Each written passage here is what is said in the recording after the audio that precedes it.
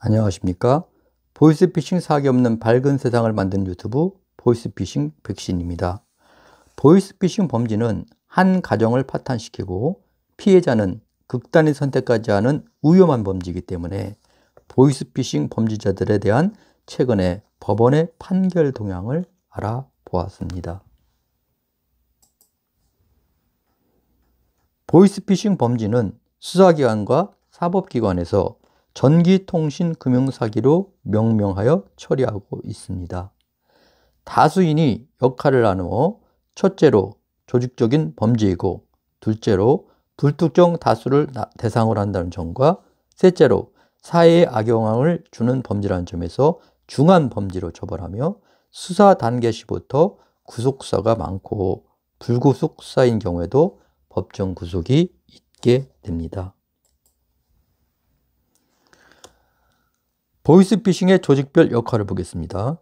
먼저 보이스피싱 범죄는 단체를 조직하고 관리하는 총책, 그리고 총책 아래서 현금 수급책을 모집하고 피해금을 입금할 계좌를 알려주는 관리책, 피해자에게 무작위로 전화를 거는 기망책, 편취금을 수금하는 수금책 또는 현금책이라고도 합니다. 편취금을 인출하는 인출책, 인출금을 전달하는 인출책 등으로 체계화되어 있는 조직 범죄입니다. 범죄 상황에 따라 달라질 수도 있지만 일반적으로 수금책, 인출책, 송금책, 전달책은 단순 가담자로 분류되어 사기 방조죄와 전자금융거래법 위반죄로 재판을 받고, 콜센터 모집책 등은 중간관리책으로 분류되어 사기와 전자금융거래법 위반에 범죄단체 활동 등이 추가되어서 재판을 받게 됩니다. 국내에서 검거되는 범인들은 70%가 단순 가담자이고 대부분이 아르바이트인 줄 알고 시작한 경우가 많다고 합니다. 또한 지인의 소개로 간단한 심부름을 한 경우도 있지요. 중국과 한국을 오가면서 활동하는 중간관리책이 20% 정도입니다. 2019년 한겨레 신문 기사에 의하면 평균적으로 총책은 11년 5개월, 중간책은 4년 1개월, 단순 가담자는 1년 8개월의 형량이 가해졌습니다. 보이스피싱의 주요 감경 사유는 소극적 범행이었는지, 단순 가담이었는지, 피해자의 책임이 얼마만큼 큰 건지, 자수나 내부 고발 등에 대하여 성의 있는 답변과 협조를 했는지, 피해 회복을 위한 노력 등에 대해서 제대로 소명하면 감경 사유가 됐으며, 이 중에서 특히 합의가 제일 큰 감경 사유가 됩니다. 단순 가담일 경우 수사 단계에서 내부 비리 고발 등 협조를 잘하는 경우, 피해자의 합의, 피해자의 처벌 불원 의사표시가 있을 경우 중요한 감경 사유가 될 수 있습니다. 일반적 참작 사유는 기본적 생계 치료비 등의 목적이 있는 경우, 탄원서 등 진지한 반성이 있는 경우, 집행유예 이상의 전과가 없는 경우, 피고인 나이가 고령일 경우, 범죄 수익이 현실적으로 나눠진 적이 없는 경우, 공탁 등 진지한 피해 회복을 위해서 노력한 경우, 피고인의 건강 상태, 또한 피고인의 부양가족 권경 여부 등이 있습니다. 감경 또는 가중 사유를 보겠습니다. 긍정적 사유가 2개 이상 존재하고 부정 사유보다 2개 이상 많을 경우 집행유예가 될 경우가 많다고 합니다. 예를 들자면 실질적 손해 규모가 5천만 원 미만이고 피해자와 합의했을 경우에는 집행유예가 될 경우가 있습니다. 반대로 주요 부정사유가 2개 이상 존재하거나 주요 부정사유가 주요 긍정사유보다 2개 이상 많을 경우 실형 선고가 될 경우가 많다는 것입니다. 보이스피싱 사기는 조직적 사기로 보고 중형을 선고합니다. 다만 단순 가담자들은 과거 전력이 없거나 합의가 이루어졌거나 변호사의 적극적인 변호를 통해서 가담 정도가 미미한 것으로 결정되면 집행유예나 벌금을 받을 수 있습니다. 지금 보시는 양형 기준은 정범을 중심으로 한 겁니다. 징역 1년, 다만 3년간 집행을 유예한다고 판결한 것이 집행유예지요. 집행유예는 징역은 선고하지만 실제로는 수감하지 않는다는 것이고 유예기간 동안에 일상에 조심하라는 취지입니다. 벌금 판결문을 보겠습니다. 벌금은 일정 금액을 국가에 납부하여 죄에 대한 벌을 준다는 것으로 경제적으로 궁핍한 자는 노역장으로 대신할 수 있는데 일일 10만 원으로 현재 환산합니다. 전자금융거래법 위반지 양형을 보겠습니다. 전자금융거래법 위반지는 통장, 카드, 공인인증서 등 형법상 범죄로 접근 매체를 양도하거나 양수하는 행위이지요. 보이스피싱의 인출책이나 송금책에게 계좌를 제공하거나 대포통장 또는 명의도용 등을 이용하는 것, 이러한 행위에 해당합니다. 누군가의 지시를 받아 돈을 송금하거나 인출하는 것도 전자금융거래법 위반죄에 해당하며 보이스피싱 퀵 알바, 송금책, 인출책, 현금책 등도 이에 해당할 수 있습니다. 현실적으로 보이스피싱 범죄는 사기 방조죄와 전자금융거래법 위반죄가 함께 병합되는 경우가 많은 범죄입니다.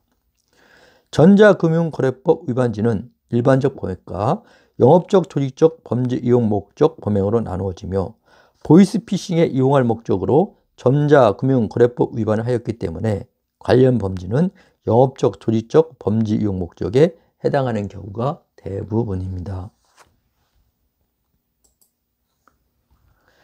전자금융거래법 위반죄의 양형 참작 사유를 보겠습니다. 먼저 양형을 범행 가담 또는 범행 동기에 특히 참작할 사유가 있는 경우입니다.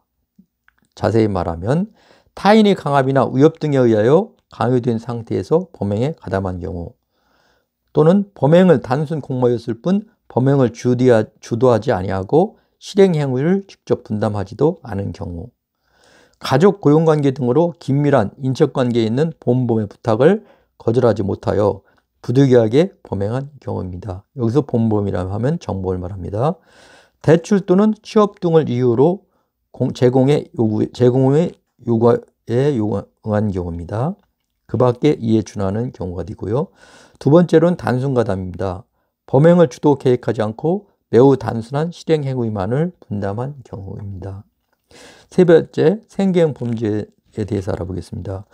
궁핍한 가계 상황을 벗어나기 위한 경우와 치료비, 학비 등을 마련하기 위한 경우, 그 밖에 이에 준하는 경우입니다.